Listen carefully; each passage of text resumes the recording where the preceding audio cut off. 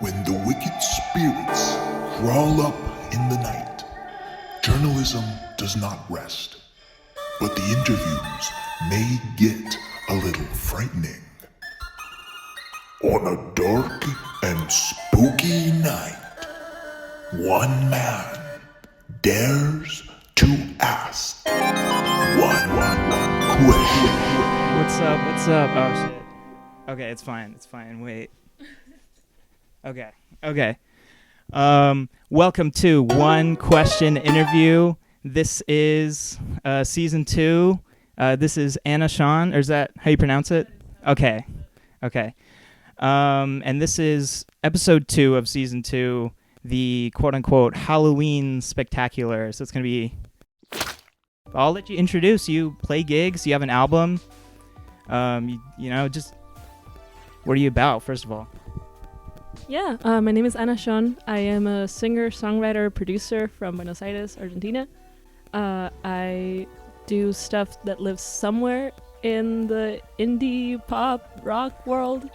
I've been playing gigs with a backing band that we call The Reunion for about a year and a half. Right now we're mostly playing basements, which I really love.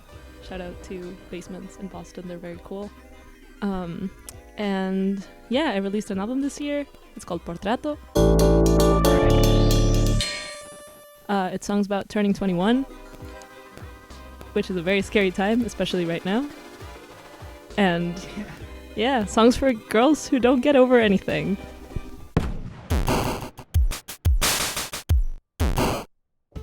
Before we begin, Mustard and I would like to say thank you for having us on One Question Interview. That is a great question that I've been pondering since you sent it over. Mustard and I, we met while I was out grocery shopping, and Mustard, as a now semi-sentient condiment, kind of always was an outsider, even though they're surrounded by other various versions of them. This particular Mustard was away from the fray. They could have potentially been moved by another human to another aisle by mistake. Potentially they moved themselves there. If Night at the Museum or any of those type of movies or anything to go off, who knows? Maybe condiments and toys come to life at night when humans aren't around. Mustard stopped me, and we kind of spoke without speaking. I could just kind of tell there was something special and interesting about this condiment, and that they wanted to learn more about the humans who consume them, which is a very morbid thought thinking about it. We decided, I'll help you out. Let's make you, this condiment, a TikTok account. And then we were trying to think of a name or like a common phrase that people say. And when we go out to eat sometimes, the waiter or waitress will ask you, is there anything else that you need? And in our heads, just some mustard. Just came to us. So that's how we decided on a name, Just Some Mustard. And now it has grown into On the Shelf. Music Shelf closed a couple months ago due to mental health reasons. I and Mustard and I overworked ourselves to the point where we were kind of losing the passion for it. But we took a break, and now we're learning to slow down. Being an independent musician is I don't know if I'm allowed to curse here, is heckin' tough. It is heckin' tough. It's essentially a full-time job, and independent artists do so much. They don't have the backing of a Clear Channel, of a Live Nation, of these big labels. I think that's a good thing in a way, because Mustard and I, we have some experience talking with bigger labels, and it's very micromanaged, and Mustard and I like speaking to the artist directly. 98% of our interviews are done with Mustard and I reaching out directly. We are on Instagram way too much, but it is through Instagram now where we find new independent artists. The more I've done this, the more I've noticed that location plays a big role, and artists within those scenes are paying attention. And some of them may be nervous to reach out.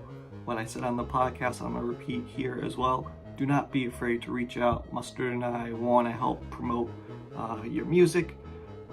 any way that we can. It's been really, really fun and great to grow and to learn more about humans, and I continue to want to learn more about humans. We are almost at 300 interviews for the entire year, which is insanity, and partly one of the reasons why we took a break earlier, because we were just overworking ourselves. But it's, again, not about the numbers or anything like that. We're all about promoting independent musicians such as yourself. We hope that answered your question, and we thank you so much for allowing us on. And if you have any other questions, anybody watching this, or want to do an interview with Mustard, just feel free to send an email over at justsomemustard@gmail.com, and we will try our best to get back to you as quickly as possible. Thank you so much, and thank you again for having us. Really do appreciate it. Check it out. Hello, Marco has graciously invited me to the stage to give a one-question interview. This is the name of my web show video series where I ask musicians about their craft. Writing songs, you write a lot of them, they come from a lot of places. And I want to know, when the page is blank, when the DAW is empty, when there's nothing anywhere, where do you start? Where do the stories come from? How do you get started writing a song? This is actually a really, really easy question with a really dumb answer. So I was watching a video by Joey Walker of King Gizzard and the Lizard Wizard, where he described the chord progression that he uses in every single song that he's ever written that he stole from Tom York of Radiohead. He called it the Tom York progression. I'm a big Radiohead fan. I've never heard that progression in a single Radiohead song, but that's what it's called. And whenever I don't know what to write, I just play that. That's great. 3, 2, 1, go. Thank you. Awesome. So I'm gonna paint a little scenario. You're in a gig, a few songs have gone by, it's going well, but then suddenly something goes wrong. Maybe it's like guitar string broke, oh, my keyboard's not making any sound, oh, the mic turned off, whatever. How do you recover? How do you bounce back and like keep the crowd entertained, and how do you fix the problem? How has that gone for you maybe in the past, or like how do you think about dealing with stuff like that happening? So that has happened to me. I have broken strings, and I have had my guitar fall off the strap, which was very scary every time. I didn't have strap locks for a very long time because I didn't know what they were, because I am a very bad guitarist. And I was playing, it happened once during my calf show, and I just kind of like, rolled through it, didn't mention it, just like picked my guitar back up, put it back on the strap, kept singing, was very normal about it. It happened once at the Burren, same thing. I broke a string during an acoustic set on my acoustic guitar when I was trying to tune to open D, which is the like singer-songwriter tuning. I was like about to play 2 very like sad songs that I was very excited to play, and then suddenly, boom, string broke, panic. I didn't have any spare strings. I had 2 friends there with me who also didn't have any spare strings because they didn't like come to play. They came to see a gig. And one of the other bands, the guitarists from Lions and Lavender, who are amazing. They're so lovely. They're based on the North Shore. They play kind of all around Boston. I've seen them play at the Jungle a couple times, I think. We played together at Paul's Place, and then they booked me for this gig at Bit Bar. He just let me borrow his guitar, and that was like lovely. But I was very nervous. I don't know how it came across really. Usually when I'm nervous, I do try to deflect with humor and make little jokes about it. I'm like, oh, whoops, I'm incompetent. Haha, silly girl. But yeah, it's a scary time when something goes wrong at a gig, but it happens, and people are aware that it happens, I think.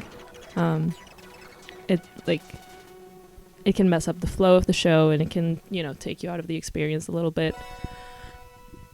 But it's not the end of the world, and people do recognize that it's a thing. I don't know what else to say about this. I don't know, yeah. Is that it? If you want. Yeah, I don't know. I love gigging. It's my favorite thing to do. I love playing shows for people. Let me play in the basement of your house, please.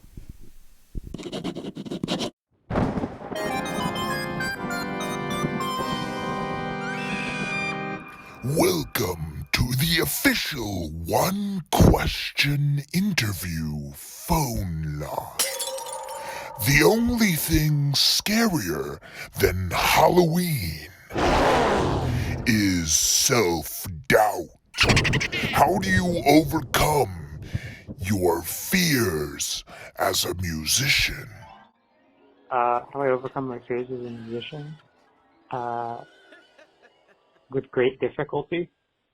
I get really scared about shit, but then I just like force myself to do it anyways, and the fears tend to fade once things go start happening. I don't know. That's something I struggle with, but like I do just kind of force myself to do stuff. I also force my friends to, or I force myself to show things to my friends too, because when I don't, I end up deleting things I make, or I don't know. Yeah.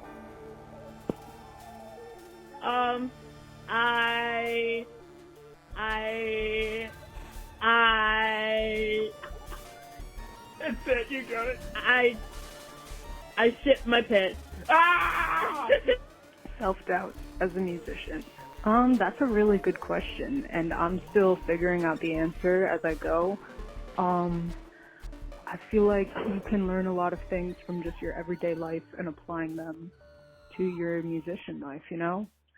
I definitely feel like when I'm faced with something challenging or something scary, where I feel like the self-doubt is creeping in and I don't know if I'm going to be able to pull it off, I kind of take a deep breath and like tell myself, you know, you've gotten through challenging things, you know, you can do this. And I think that definitely applies to music too, because I don't know, I'm scared. Imposter syndrome, that's real. I feel it.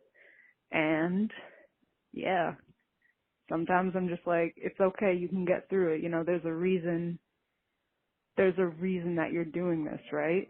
And honestly, like, if you're afraid that you're not good enough, the only way to get better or to give yourself, you know, the security that you're doing better is to just keep doing and just keep going. Have a good day.